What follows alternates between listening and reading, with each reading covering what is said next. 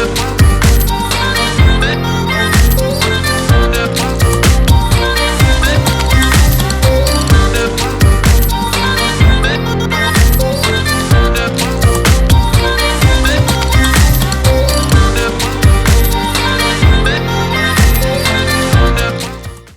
of the Roundtable Talk Show. I am your host, Sharifa Hardy, and today is going to be an excellent show. How do I know? I just know. Don't ask me. Every show is an excellent show. So go ahead and share this show because friends don't let friends miss out on the Roundtable Talk Show. You will learn, you will laugh, and you will spend some time with me this Friday morning. I'm going to go ahead and introduce you to our first guest. Our first guest is Dr. Cheryl Holder. She is in internal medicine. Good morning, Dr. Holder. How are you? Good morning. Glad to be here. Glad to have you. I don't know why I always start off each show with talking about the background, but I love the art in your background. I love the pictures. Can you tell us a little bit about it? I'm from Jamaica and I Caribbean art, mainly when I travel, so they're all affordable. One is a Caribbean artist, Beck. The one on the left with the woman is a Cuban artist when I was in Cuba. And the other one is a Jamaican Natasha Pottinger. So these are all just local artists that I pick up, and I love the colors and the energy, and it just brings me back to the island when I'm home. Oh, that was so beautiful. I love the colors and I love your energy. You're bright, you're smiling this morning. And I'm sure being in internal medicine, we're going to learn a lot from you today. I want to go ahead and introduce our next guest, Miss Michelle Babson. And Michelle is a staff scientist and she works with healthy community programs. Good morning, Michelle. How are you? Good morning. I'm doing well. Thank you for having me. Tell us a little bit about you, what you do. Sure. So I work for an environmental nonprofit law firm. It's actually based in San Francisco, but I'm based in Washington, D.C. And as a staff scientist, working amongst mostly attorneys, my role is helping to do research on environmental issues and understanding how the environment plays on human health. So a good example would be lead poisoning and understanding how environmental exposures to lead, whether in our drinking water or in lead-based paint, can have an adverse effect on health, especially for children and infants. And so we take those cases to court, typically against federal agencies like the Environmental Protection Agency. So that is at least one hat that I wear. Okay, well, we'll talk more about some of your other hats. I want to go ahead and introduce our next guest, Mr. Tom Marino. And Tom is a certified life coach, Monarch Life Coaching. Good morning, Tom. How are you? Good morning, Sharifa. I'm doing great this morning. How are you? I am excellent. I am excellent. Glad to have you here. You're up, you're smiling, you're ready to go. Tell us a little bit about who you are and what you do.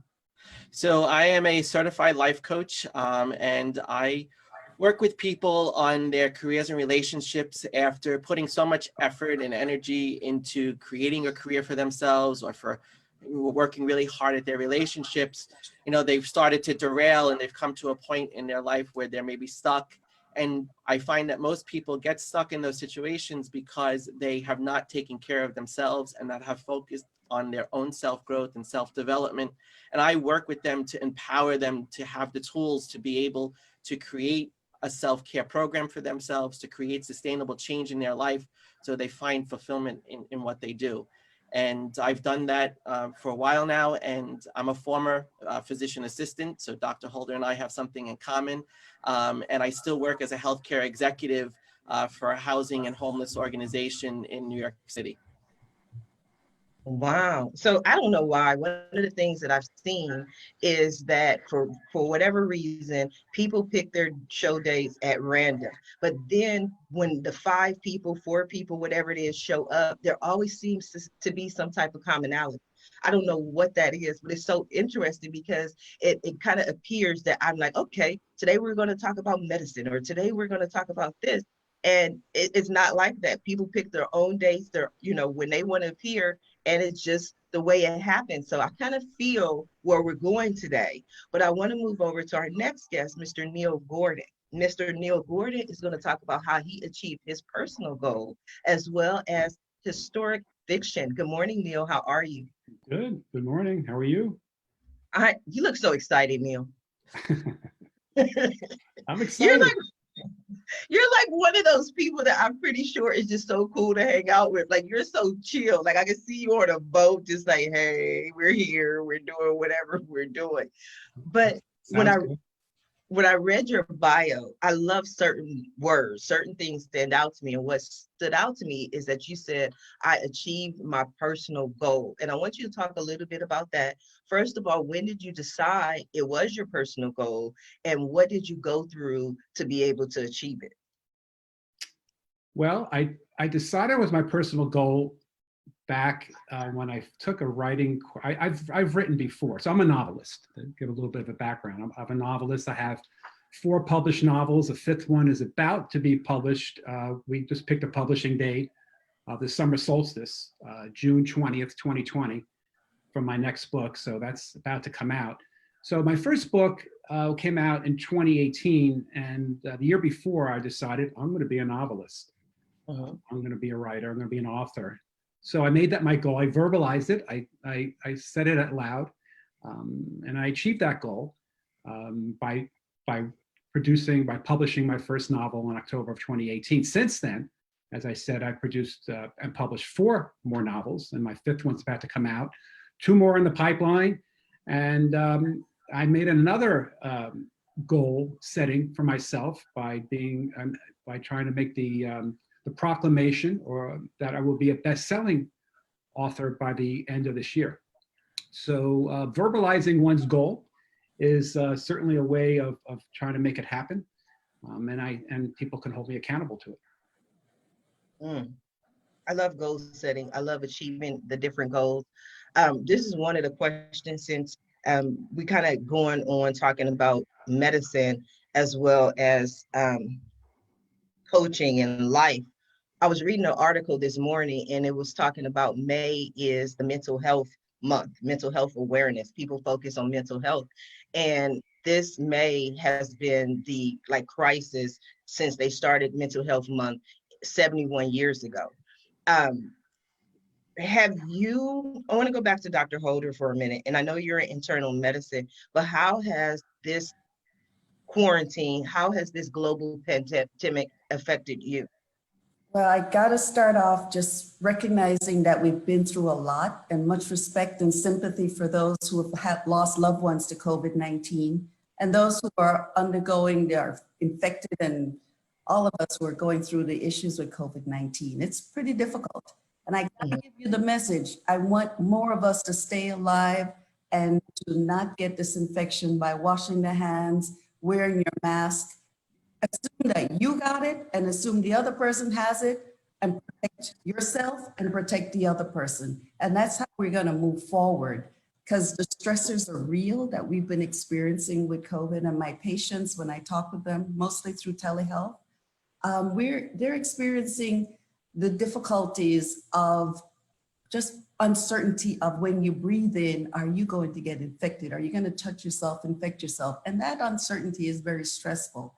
Then you compound that with the family members and the fear, and knowing that so many of us have high blood pressure and diabetes and obesity and all the risks that makes your outcome worse, no matter your age. So it has been difficult for us, but we're a resilient population, and the group I work with are very tough. So we know we're going to get through this. But during the process, we know that it's, you got to take it one day at a time, but it has been hard. And it's been hard on the health professionals, and it's been hard on the communities. Yes, it's definitely been hard on the people. You mentioned telemedicine. Were you practicing or offering telemedicine prior to the COVID outbreak? I work in several different arenas, and my main site is a large public hospital, and we haven't moved into telemedicine. I work in an FQHC, and we have started transitioning to telehealth, and my university had started to transition, but this has forced us to move in. I'm not millennial, so my skill sets are not digitally oriented, but it has forced people like me to up our game quickly. And we're seeing some of the benefits. My patients love it. Plus they're afraid of coming out anyway. I do take care of HIV population, and they're very high risk. So it's been a godsend for many of our vulnerable folks to be able to connect through telehealth. But it takes getting used to, and the community needs assistance. And I know Michelle is here and she works with that community. Access to internet, literacy, just being understanding, just getting emails and connecting, especially the older population, isn't as easy as it sounds. So it has been transition for some of the population, especially the lower income folks who've not had ready access to internet and all those resources. The digital divide is real, and telemedicine has pushed us to get further and help our patients get there. What is some advice that you have who aren't ready to make that leap or make that transition into telemedicine? Maybe some of the people who are struggling with the digital divide to even find a way to reach that type of assistance that they need. Well, what we do, again, as clinicians and as providers, we try to stay patient-centered. Old-fashioned telephone still works. Because they relaxed the guidelines for telemedicine, we've been able to continue we could use just a telephone and still be able to classify it as a visit. When the emergency gets lifted, I don't know if that will be able to continue because of all the privacy issues. But for now, for populations that haven't, we can still just talk to them on the telephone and continue our visits. And we can call in prescriptions and we can do some of those other factors. But it will be a problem once the emergency order gets lifted and we have to go back and be forced to do video calls and some of the other higher level things. But my main message for our population is not to give up and to really push our politicians and our advisors to narrow that gap, get the resources in our community, because it's going to save lives. And it's a low cost investment to have a bigger return, because you're going to spend the money. If you end up in the ICU, that's hundreds of thousands of dollars rather than just putting the money up front now. I definitely agree. I want to move over to Michelle and get your thoughts on the same topic and kind of respond to what Dr. Holder was saying. Sure. I know this is a very tough time for all of us, but it's also a time that's not felt, I would say, equally by all populations and all communities. And I think Dr. Holder sort of hit the nail on the head in discussing the types of barriers to access to care that many are facing and adjusting to sort of a very dynamic environment as far as trying to get access to care, whether that be through telemedicine or going to the emergency room and seeking care that way. The communities that I work with or work on behalf of are communities that do also have the type of pre-existing conditions that Dr. Holder mentioned, whether that be diabetes and hypertension, but also higher rates of asthma. And part of the concern in those communities is that there are these types of ailments, in addition to other risk factors related to air pollution, are also contributing to the higher rates of the contraction of coronavirus, but also the susceptibility. So when I say susceptibility, I mean those who are unfortunately dying from the disease. The communities that are hardest hit, we talk about New York, we talk about Chicago and Atlanta, but when we look a little closer, there are communities in the South and Louisiana that has the highest per capita mortality from the disease. These are small towns that are riddled with industries that at this point in time are looking to relax regulations on themselves. And I think part of my message is we have to pay attention to what's happening around not just the virus itself, but what decision makers are looking to do while we're very concerned with the health threat, as we should be. We're relaxing regulations that protect people, and those very risk factors that I just discussed, again, are confounded by the pollution in communities that are potentially going to be higher because there are lax regulations right now in this crisis.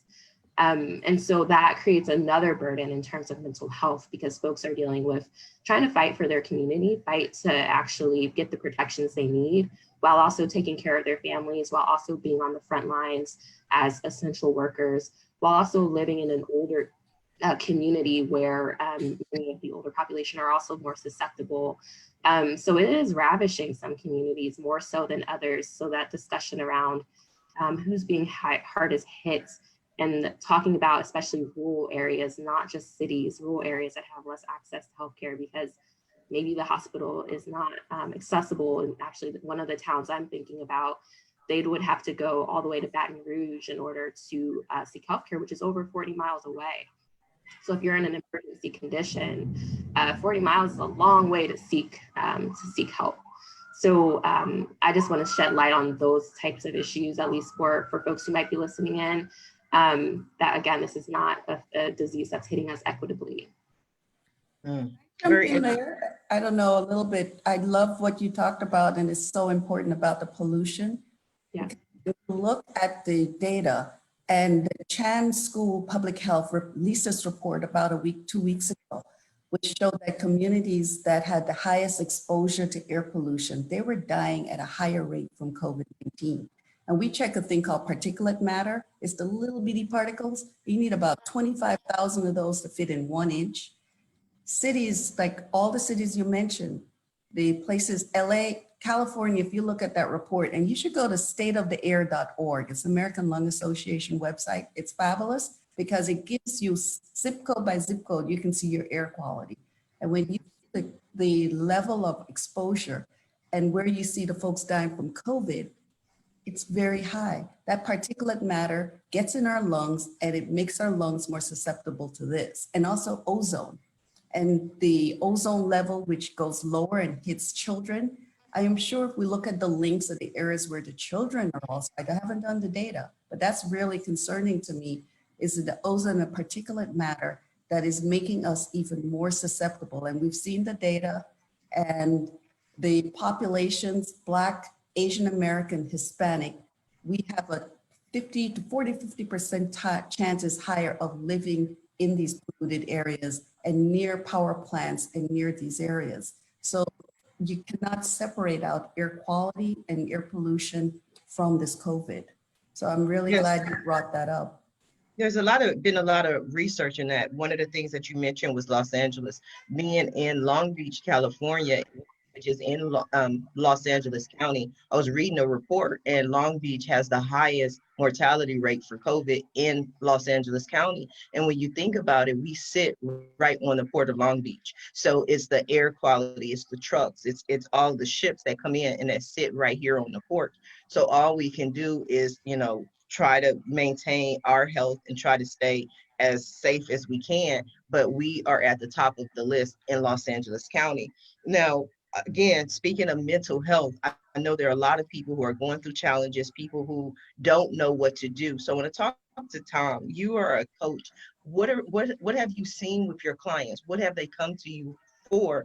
And what has been your response to them?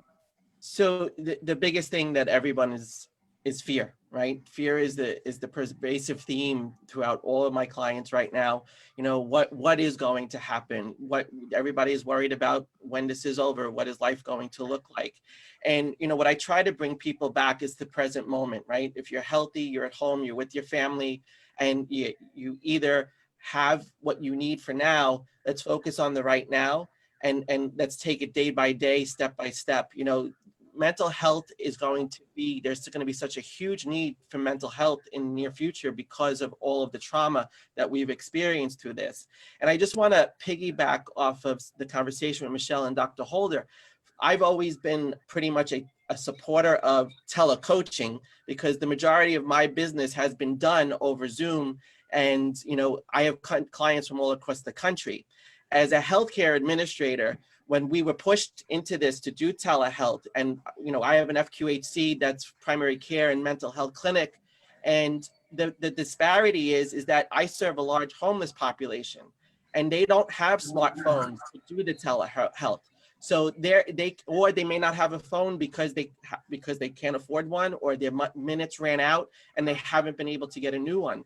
So that's causing a huge disparity in the population. On the flip side, the people that we are getting in touch with, my mental health providers are able to, the people that they reach, we've actually seen an increase in the average amount of visits that they've been able to do through telehealth, because for people who are in the comfort of their homes, we're seeing a huge benefit that if people are in their environment, they're going to do better and respond better to therapy and treatment potentially from their mental health provider. So we're going to see a huge revolution in how behavioral health is provided across the country.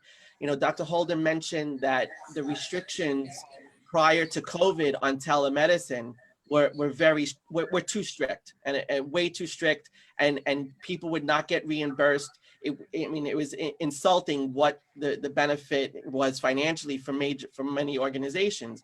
And we have to counterbalance serving people and making sure we have the finances to provide that care to people.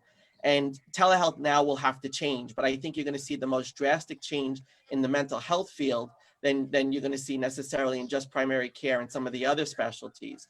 But people are afraid, right? And if they can't get to the people that they need to get to, that fear only builds up.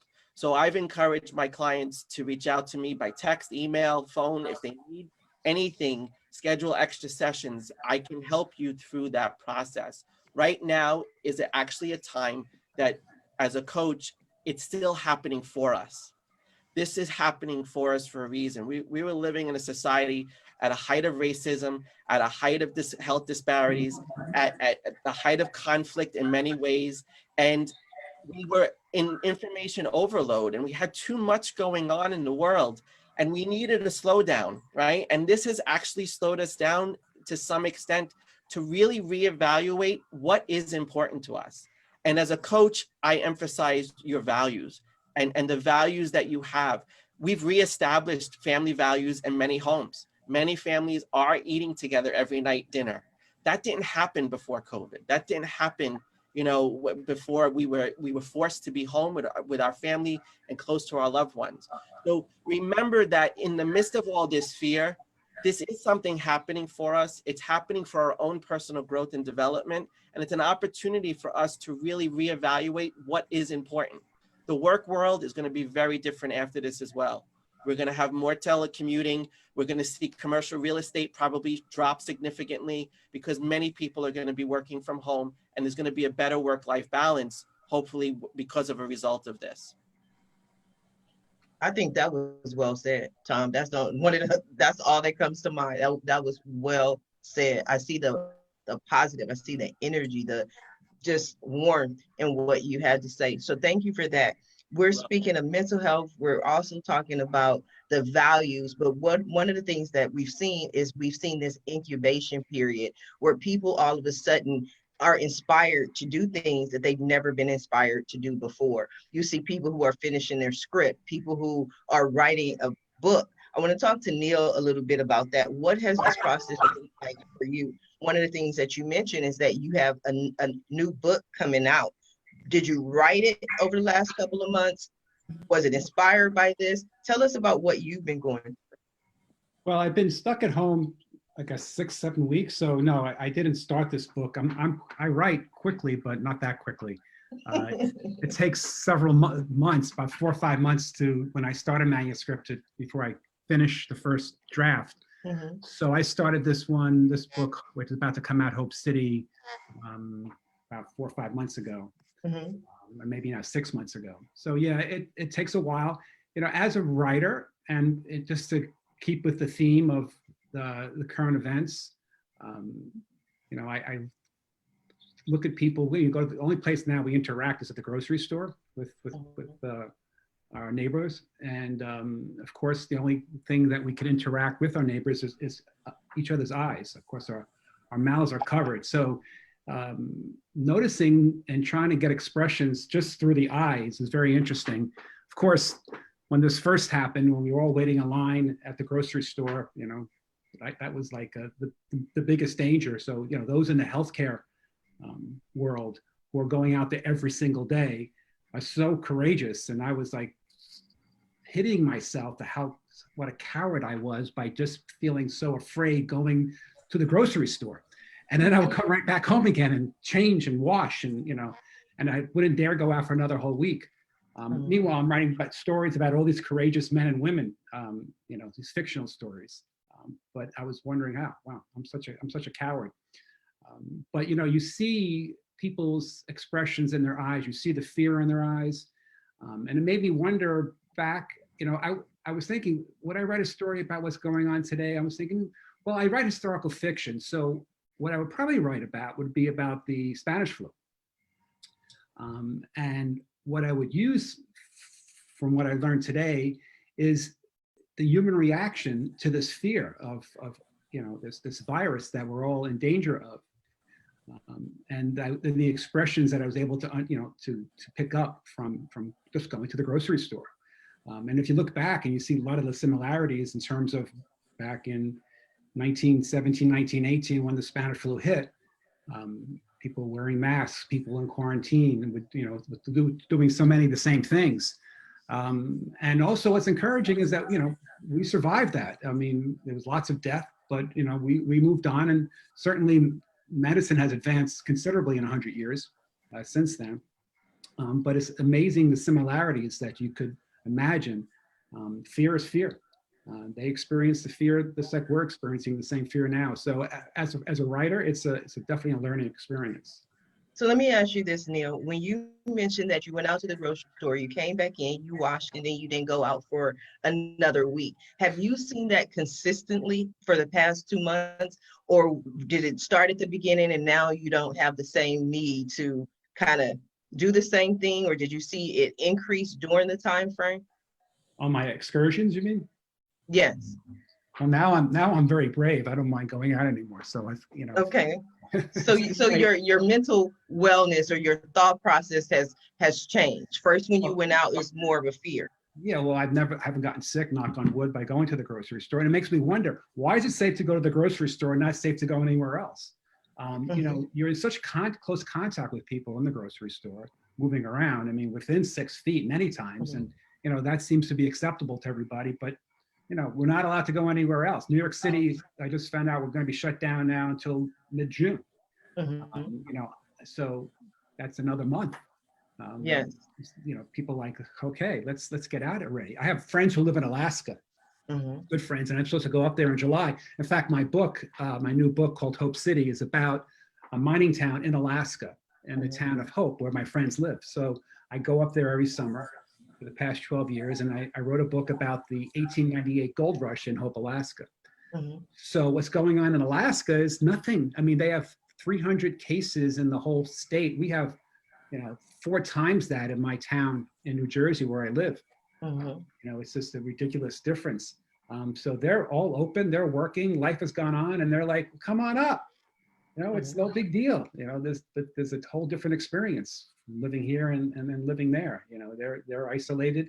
But I'm wondering, once it opens up, and Alaska is a big tourism state in the summertime, if things would change up there when all the people start flooding from other parts. There's a big fishing community up there that people travel from Seattle and Oregon and all along the West Coast to work up there for the summer. And once those people come up, what's going to happen? All of a sudden that they're not isolated anymore. Could certainly be exposed. So we'll see. It's supposed to go up in July. So hopefully I'll be able to go, because I want to go up and have a big celebration for my book in the town where, that the book is written about. So I'm looking forward to something exciting. But on the other hand, I'm like, is it safe to get it going back into the water yet? So that's where my head's at. It's not safe to go in the grocery stores, but you have to do it. And as physicians, you see us going out there, but nobody's out there without masks. We're washing constantly, and we're being super, super careful. So I hope people use what physicians are doing, and we're going out there as an example. No doc is going out there and treating patients without a really good mask and constantly washing in gloves and gowns. Not anymore. I mean, in the beginning, we didn't have the supplies, but now that we're getting more supplies, everybody's on guard. So when you're in that grocery store, don't go in. It's a false sense of relief that it's okay because everybody else is doing it. In communities where there's a lot of virus, there's a symptomatic spread. So you're more likely to get exposed and take it home. You won't know for a few days. So every time you go out there in these communities, it's higher. If you're going to Alaska, yeah, they didn't have it and they've contained it. So most of those folks aren't infected. But if you go up, keep your mask on, stay away and do social distance from your friends and family because you might bring it with you. And Yeah. you don't know for about 2 weeks. So if you're going to Alaska, self-quarantine for 2 weeks, then go hang out if you know they're negative. Yeah, but the problem is I have a 2-week vacation. Oh, well, It does my 2-week quarantine, we may have testing by then, and that's the goal, is that the testing will be able to give you a turnaround time so you know for that day you're negative. So Dr. that's Holder, one of the things. Dr. Holder, if I heard you correctly, one of the things that you said is if you're going to the grocery store, don't go in unless I heard that If you have incorrectly. physical distance, if you can maintain, if you're looking in and that grocery store is crowded and you can't maintain your distance and you're wearing a mask, you're at risk. Mhm. You don't have the N95s like what doctors do. We go in, we have an N95 mask nowadays, which Mhm. the particles. So we're not going in that close to anyone without face shields and masks. So I say mimic what the doctors are doing. If you see it's unsafe, don't go in. If they're able to maintain the distance in your grocery store and they keep you outside and you have your mask and everybody in the store has their mask and you're able to maintain the distance and you're keeping down one aisle, everybody in the same direction, not this constant back and forth, then you're in a safe environment. Then you go ahead and you're probably safe. But find environments that's safe and encourage everyone to maintain that safe environment, because that's what we do in the hospitals and in clinics. We have a culture of a safe environment so we can continue to go do our work. If we were going into those unsafe environments, you probably wouldn't see healthcare professionals going into those environments. So we don't recommend the same unsafe environment in the community. It's up to the community to maintain a safe environment.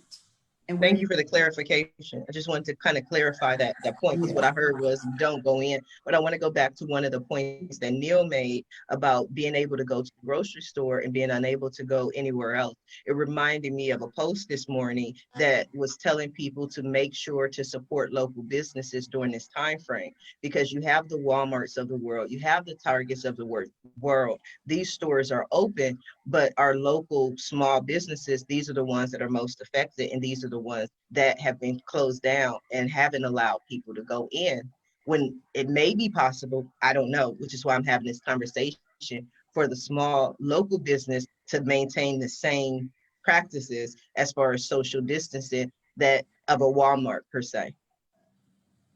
Well, They should be able to.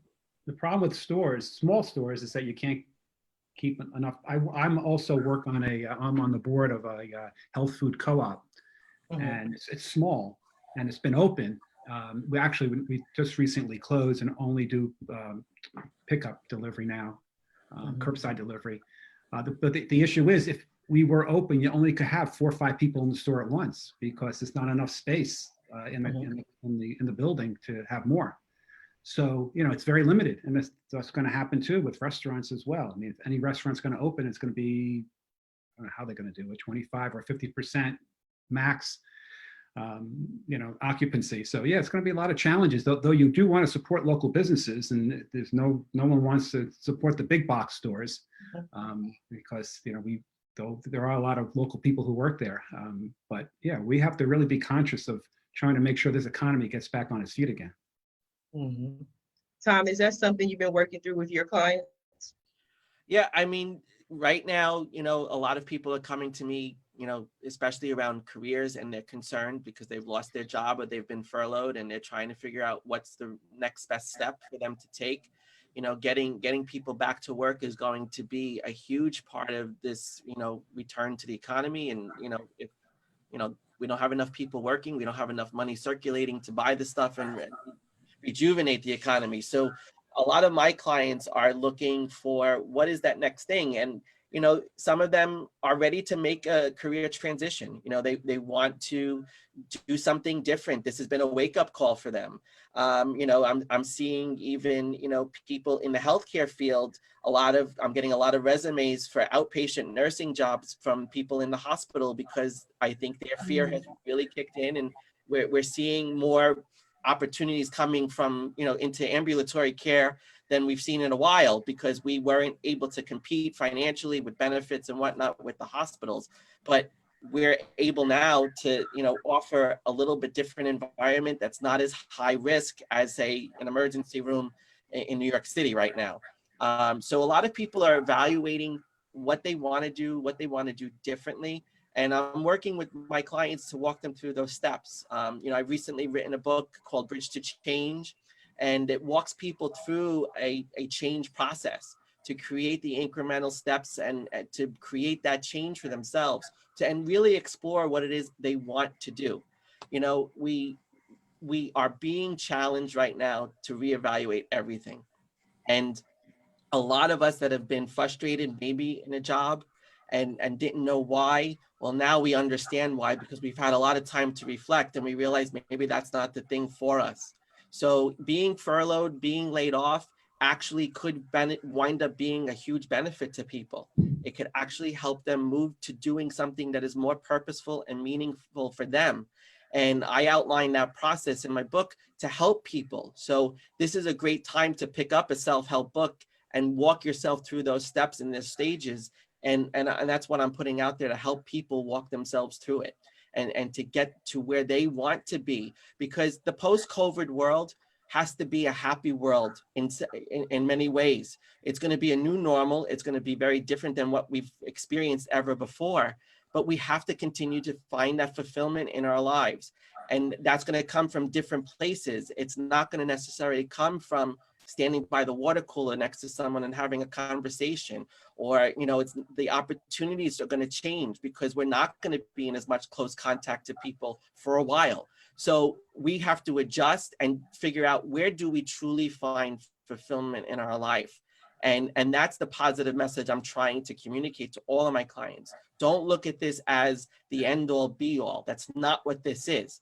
This is an opportunity to move forward, to change your ways, to really live your truth and who you are as a person, and make sure that you're bringing your best version of yourself forward.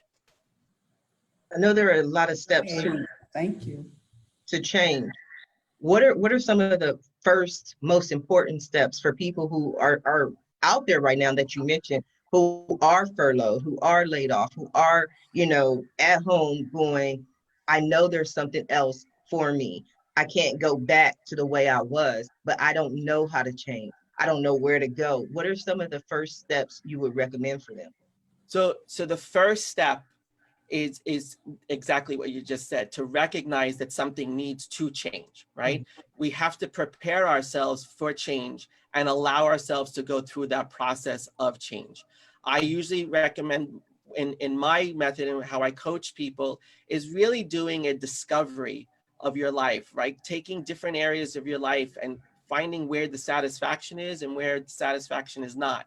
So like, if you're happy in your friendships, for example, and you're thinking about your friendships and, you know, that's great for you, and it's like a 10 out of 10 on a scale of 1 to 10, then you know what are the things that exist in those areas of your life? What are the components that exist that are really positive? Because those are often the components that are missing from the areas of our life that we don't rate as a 10, that we rate maybe as a 4 or 5. And what we have to figure out is how to bring those components to those areas of your life where you're struggling. So the first part is doing a survey of your life and really looking at the different areas, because it's never about changing for one thing. It's never just changing for your career or changing your relationship to get better in your marriage or with your partner. It's not just about that. It really becomes a lifestyle change. What is the lifestyle that's going to give you fulfillment? Not the career, not just the relationship. Because at the end of the day, it's about how much you love yourself. Because if you don't love yourself, you have to really do a lot of work before you can love someone else and be successful in other arenas of the world. So I walk people through a survey of their life.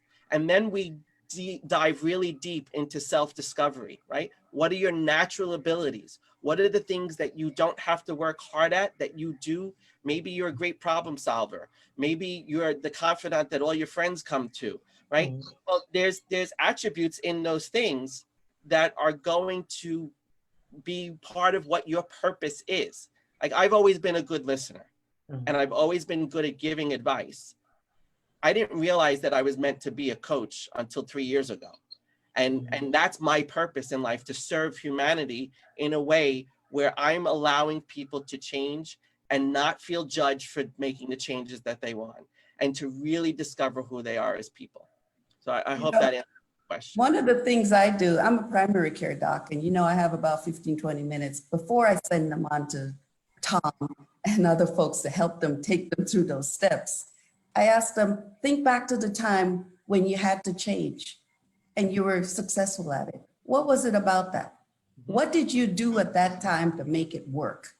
And you'd be amazed. That just opens them up. And I say, as you think about that and you talk with the coach and you talk with the therapist and you talk with everyone, think about those things that you did that made it successful. And then rate it on a scale of 1 to 10. How much are you ready to do this? And then you ask them, if they give you a number like 6, you say, now, why weren't you a 4 or a 5? And that pushes you to see the strengths that you have. No, I'm not that bad because I can do this and I can reach out to my friends and I can reach out to my family and I can do apps. So these are some quick tools that you can use to start yourself realizing, okay, I can do this. Right. And what I did it before, I can do it again. And what did I do back then? And why am I able to even say I'm not as bad as I think I am? And these are the quick things to get you started in that self-exploration. Because sometimes that's an excellent point. It's always about, and I love what you said about why weren't you a 4 and you were a 6, right? On the flip side, I always tell people, what do you need to go from a 4 to a 6? What are the things that you need to change to feel that? And let's get you there first. And then once we've done that, let's get you to the 8. And what else do you need? But focusing on incremental changes as opposed to these massive changes.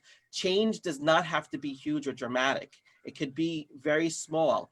And sometimes that small change is going to give you 80% of your impact.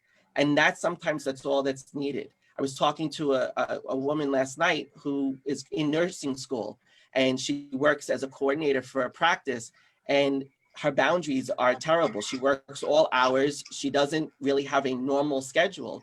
And I said to her, as a nurse, you're going to need to learn how to establish those boundaries. So that's where the work needs to be done. Start small. Let's work on some of the boundaries. And I guarantee you're going to see 80% of your result by improving your boundaries. But it's really in the recognition of what needs to change, what has worked in the past, like Dr. Holder said, and really using those things to move you forward as motivation. Yes, definitely well said. And also just to take a look at, like you said, Tom, what you do naturally. I tell people, I was that little kid who my mom was just like, if you don't stop talking, you know what I mean? I was talking.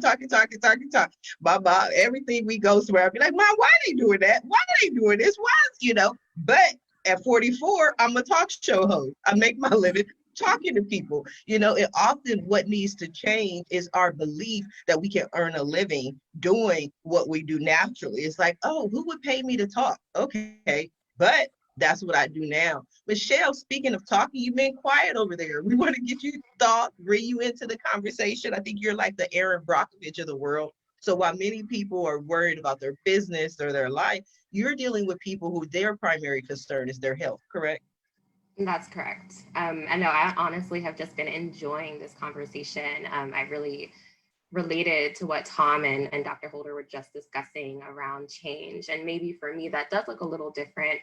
In my work, it's more at that macro level, more at that systems level, and understanding and recognizing what is working and what isn't working. And I think right now in this type of crisis, we're really seeing very poignantly and very specifically what is not working in this country in particular, in certain communities. We talked I think earlier at length about going to the grocery store, and I have no trouble with that. I literally live above a Trader Joe's. So it's there's access Absolutely. for me, and they have really good practices in DC as far as safety and health are concerned with workers and then folks who are frequenting the store as customers. But there are other stores that are not taking those same precautions.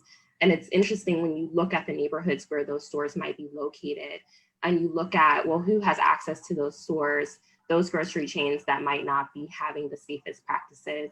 And again, who are the workers who go home to their families and potentially be exposing their families to something they're taking home from work. So I think about what's not working are those folks who are more susceptible to COVID, but who are also not going to have access to healthier foods to help boost their immune system. I'm thinking, well, what's not working is trying to reopen the economy in some places like Texas, where there's still 1,000 cases or more every other day. Since the reopening, we have to look at what are some of the practices in place that are that have been able to help to curtail and flatten the curve, if you will, to curtail the disease, and try and implement those in our spaces. And then from a personal level, just really understanding, well, look around you. Don't look just at your own family, but within your own space, in your neighborhood, who has needs? Like, are there ways that you can have an impact in your own space as we're sort of more close to home these days?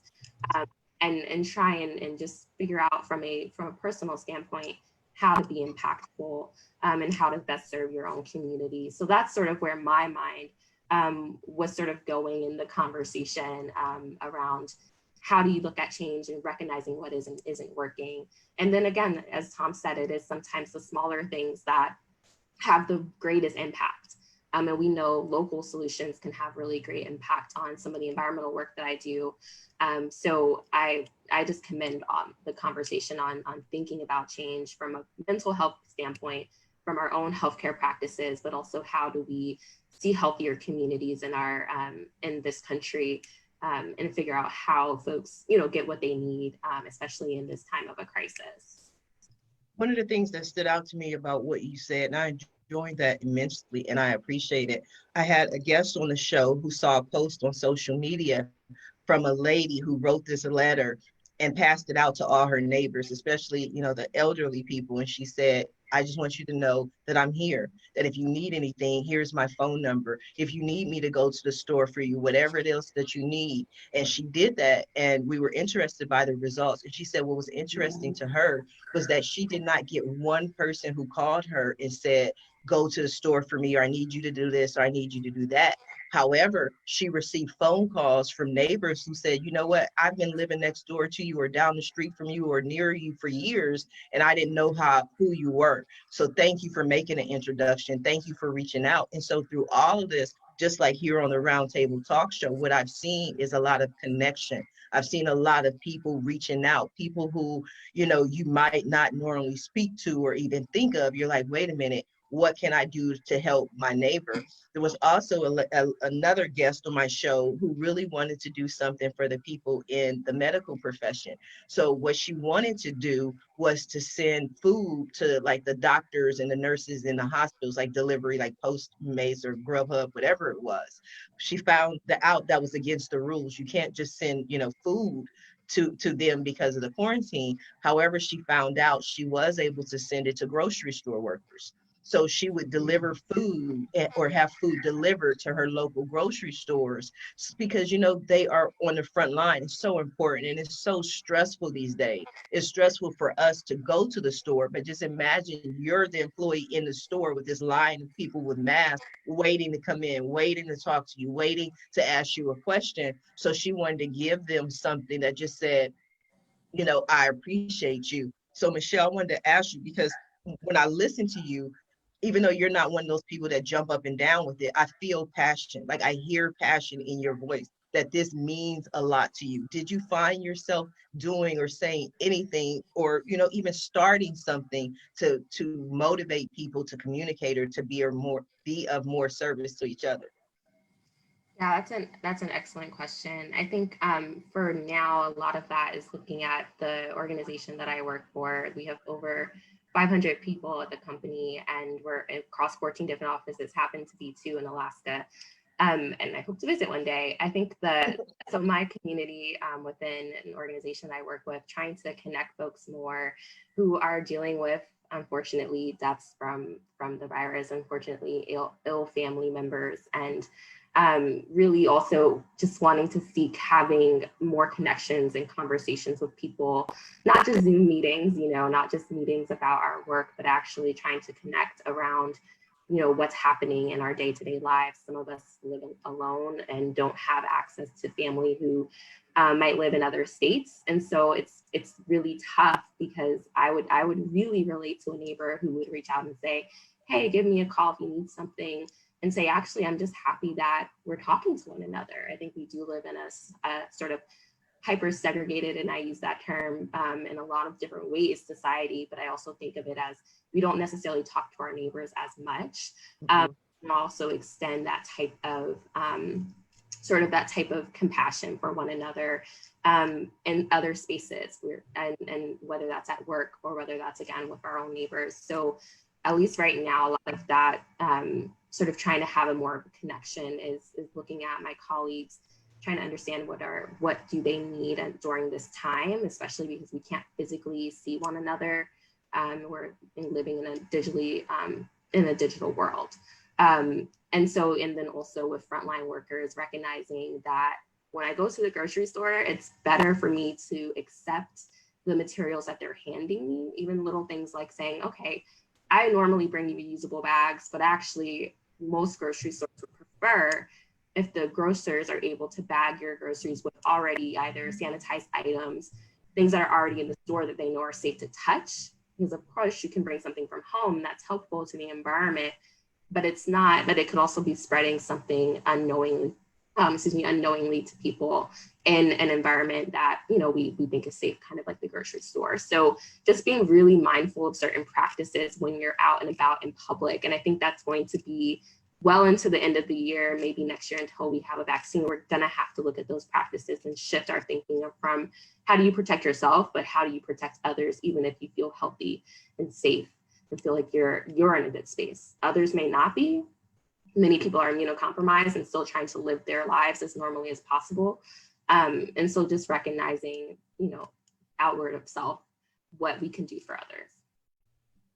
Definitely, with the grocery shopping, like Neil talked about, we recommend bringing your list, being prepared, and cut your shopping time down to 30 minutes.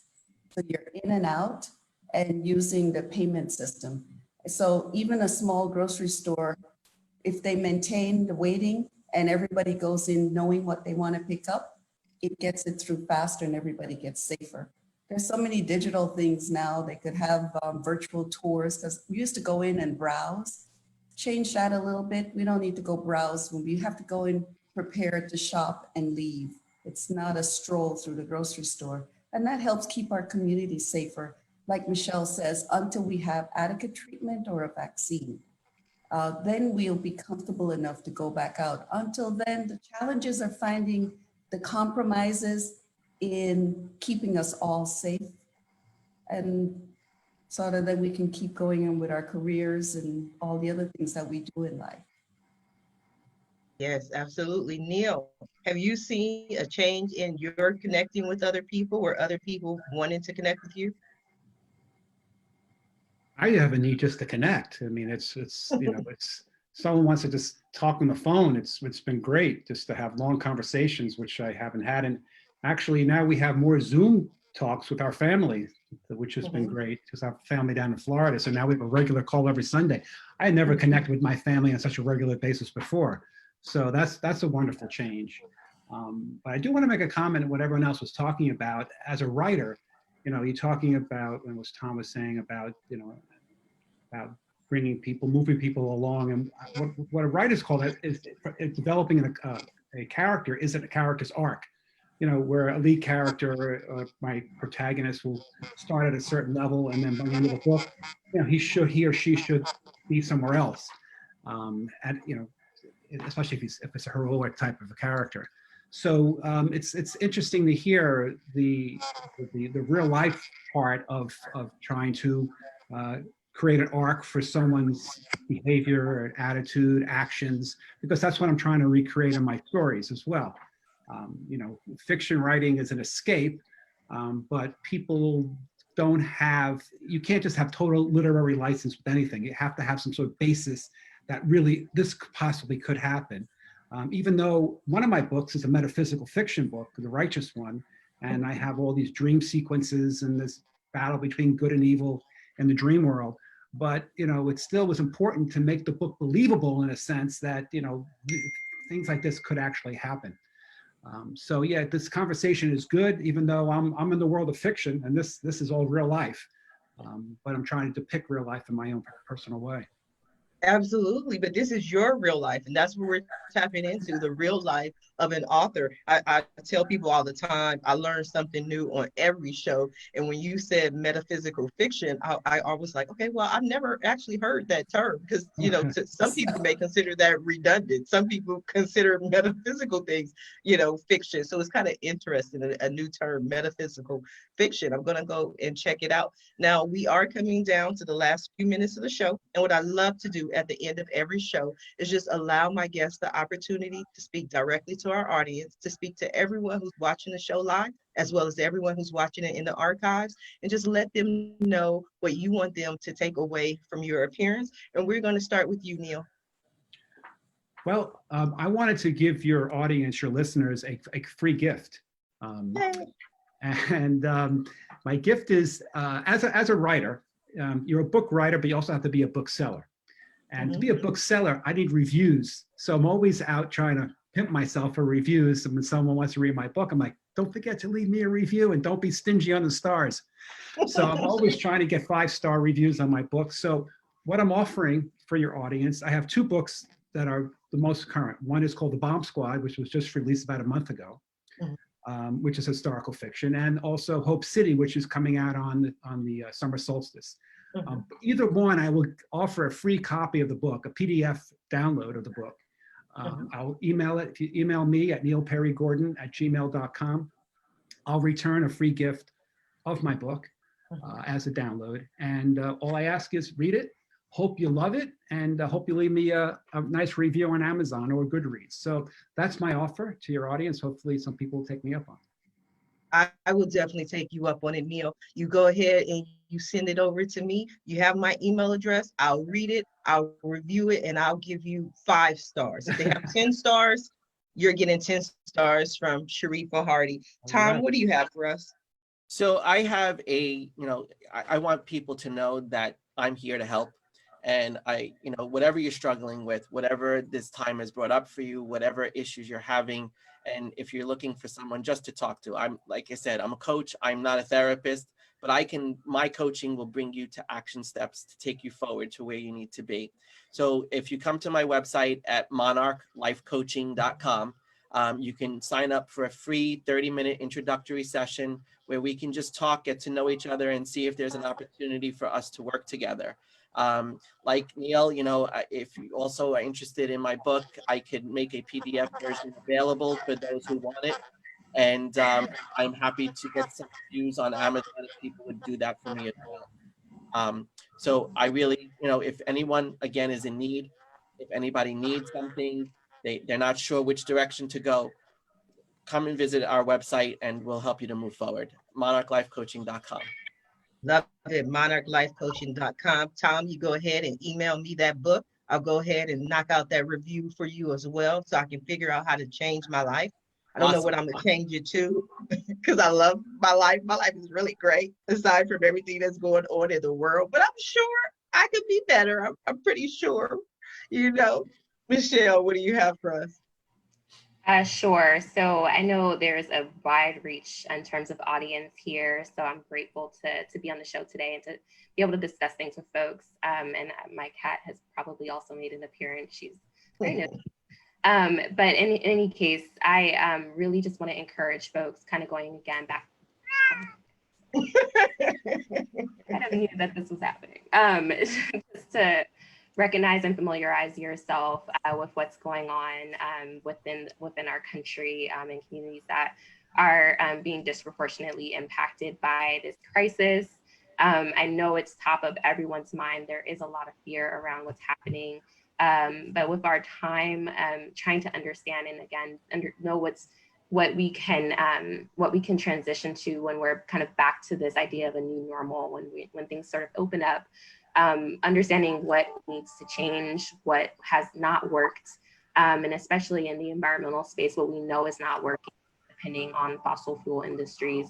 In order to fuel our economy, we have to transition to cleaner and greener economies in order to protect communities from infectious diseases in the future. And that's sort of the takeaway that I want to highlight. And again, pay attention to what's happening in our political system right now. The administration is allowing certain practices to go kind of under the radar because we're very consumed by this crisis, which is COVID. And that is something that is very concerning. Folks that I work with are on the front lines fighting for these protections in the courts every single day. But it is very helpful to have people recognizing what's happening. So I kind of go back to something Dr. Holder mentioned earlier, the American Lung Association, understanding your zip code, what's happening with your air quality in your zip code. Might you be more susceptible than you think because you might live in a zip code that has high rates of air pollution, and just know that you can actively work to protect yourself even in spaces where pollution is a problem.